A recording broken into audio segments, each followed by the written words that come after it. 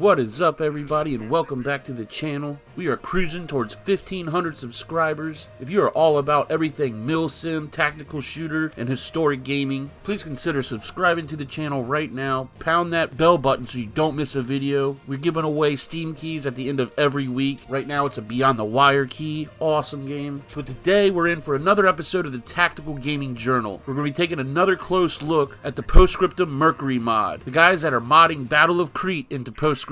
Gunfight them. Oh, God.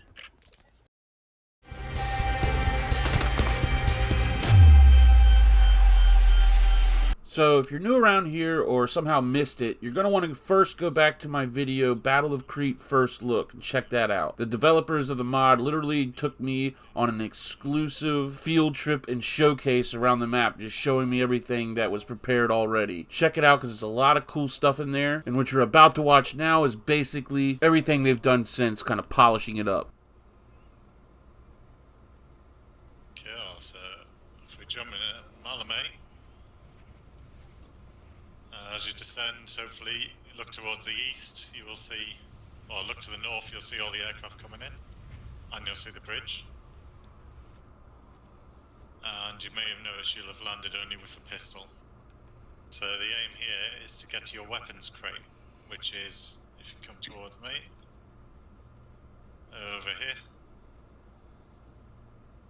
And you'll see them scattered around the map. There's 3 around these jump areas. To start off, Boogie, you've got it as the Abwerth Behalter that you may have seen in the screen. You need to get out your shovels to dig it. That'll open it up, and then you need to get your weapons out. If you go up to it, Boogie, and you'll be able to choose a roll by pressing F. So that was just an example of one of the cool features that these modders are adding to the game. You land on the ground with just a pistol and you gotta find your actual weapons crate to essentially pick your class. Like I said though, if you want to check all that out, be sure it's a 20-minute video. Be sure to check out Battle of Crete First Look. It's only a few months old. Go back in my catalog, check it out, and then come back and watch this, because that'll be showing more of the features and actual layout of the map. But without further ado, allow me to show you these awesome new screenshots as I give to you the story of the Battle of Crete. The attack on Crete started on the 20th May 1941, just before 0800 hours. With the first wave focused on the airfield at Mil-Simp, DFS 230 gliders landed as the vanguard of the assault, with waves of Ju-52 aircraft carrying significant numbers of Fallschirmjäger troops following closely behind. For 30 minutes, hundreds of Luftwaffe ground attack aircraft hammered the airfield at Mil-Simp, concentrating on the 10 Bofors AA positions situated around the field and near the mouth of the dry river Tevronidis. Thrown into confusion by the furious air attack, the New Zealand troops stationed to protect the guns and the British gunners themselves barely fired upon the descending gliders carrying the first wave of Axis troops. The following Junkers transports would not be as lucky. The bridge at Tevronidis proved to be the first major objective for the glider-borne troops. Capturing the bridge allowed the Axis forces to cut the Allied lines of communication to the west of Mil-Simp. The Sturm Regiment later set up their headquarters underneath the bridge, using it as cover as they advanced towards the airfield in Hill 107. Despite a general evacuation of Allied air assets having been ordered prior to the 20th of May, a significant number of damaged aircraft remain at Mil-Simp Airfield awaiting repair. 805 Naval Air Squadron, equipped with fiery Fulmars and Brewster Buffaloes, was forced to abandon a number of these damaged aircraft at Mil-Simp, as the majority of the squadron retreated to Egypt, leaving the remaining ground crews to fight desperately as infantry on that fateful day of the invasion. 805 Naval Air Squadron weren't the only Allied squadron to lose aircraft at Mil-Simp. 30 Squadron of the Royal Air Force also lost a significant number of Blenheim aircraft in the battle, both in the air and abandoned on the ground below. While the Axis forces had the advantage in the air, the Royal Air Force did attempt to provide some form of air support to the battle, which often took the form of Blenheims operating without escorts far from Egypt. So, if you remember several months ago when the developers showed me around their mod, this is what the airfield looked like. Although they did have a complete underground bunker, like air raid bunker ready to go, that was about it, as you can see. So they've definitely come a long way with the airfield. And as you could probably bet, this is going to be a place where a lot of fighting goes down. Not to mention, I do believe Hill 107, another objective, pretty much has direct line of sight on this position. So it should make for interesting combat gameplay. Anyway, back to the show. Control of the airfield at Mil-Simp could not have been guaranteed without ownership of the adjacent hill, known as Hill 107 to the Allies. This was a relatively well-fortified position with multiple QF 3-inch AA guns dug in amongst hastily erected concrete bunkers and trench lines.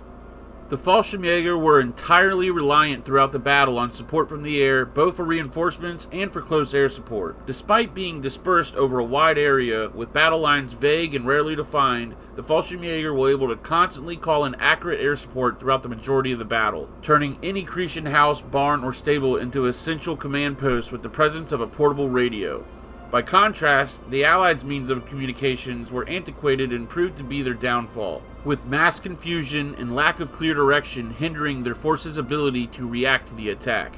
Despite the limited Allied air defenses, the Luftwaffe and Fallschirmjäger took significant casualties in both men and materials. The easy victory envisaged by General Student had not come to pass, and by the end of the first day, doubts remained of the viability of the operation for the Axis.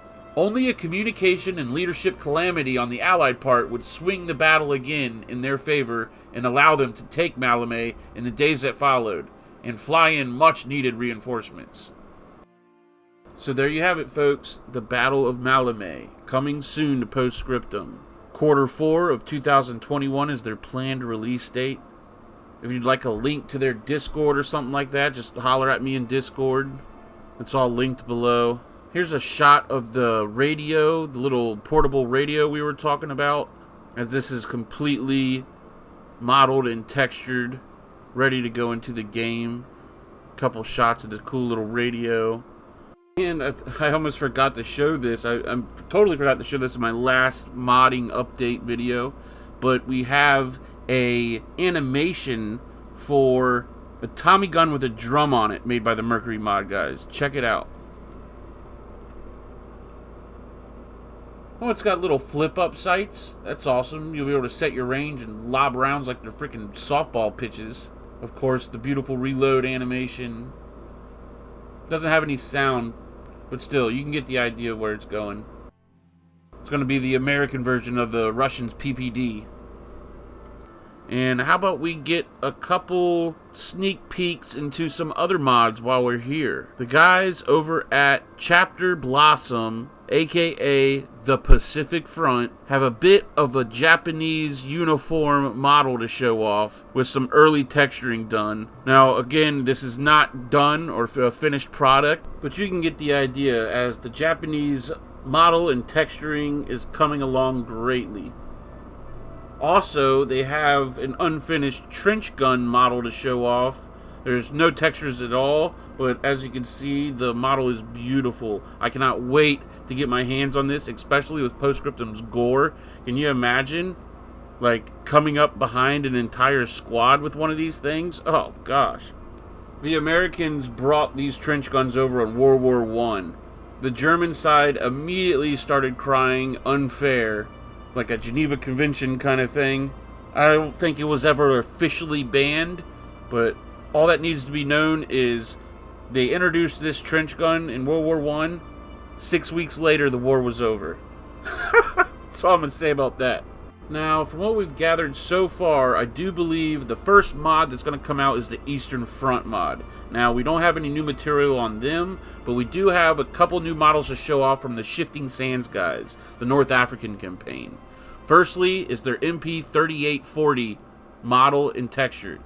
It'll be replacing the MP40 currently in game as a submachine gun for the Germans. The MP38 was the predecessor of the MP40 and was costly to produce due to a large amount of highly machined and refined parts. Later in the war, the MP40 would be optimized for production yet again, resulting in the model you currently see in PS at the moment. So while this will be familiar to you, it should be a nice historical variation on a recognizable weapon for the 1941 setting. Last but certainly not least, for the North African campaign, a rather pretty awesome aircraft, the Curtiss P-40 Tomahawk. It first saw action in the British Commonwealth forces in North Africa and in the Middle East as part of the Desert Air Force during June 1941. The model you see here is part of the number 112 Squadron Royal Air Force. This unit is distinct as being the first Allied military aviation unit to feature the shark mouth decoration on the nose of the aircraft. The plane was used in the fighter-bomber role, so it will be available as a Commander Close Air Support asset in-game. Watch the skies, Jerry.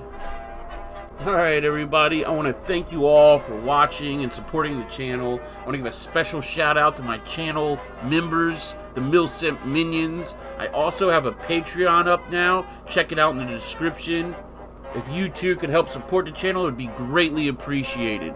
Now, if you're not monetarily in the position to do that, I understand completely. A lot of y'all still live with your parents, are young, going to school. Just liking the videos, commenting, and sharing with your friends goes a long way too. And I want to thank all of you for the support.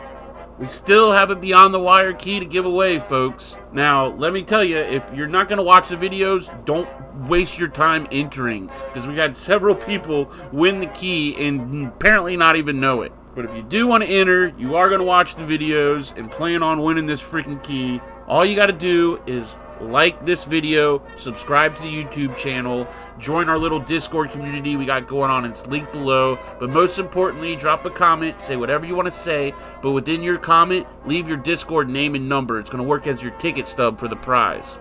Alright guys, be sure to check out my Post-Scriptum virtual mission briefings.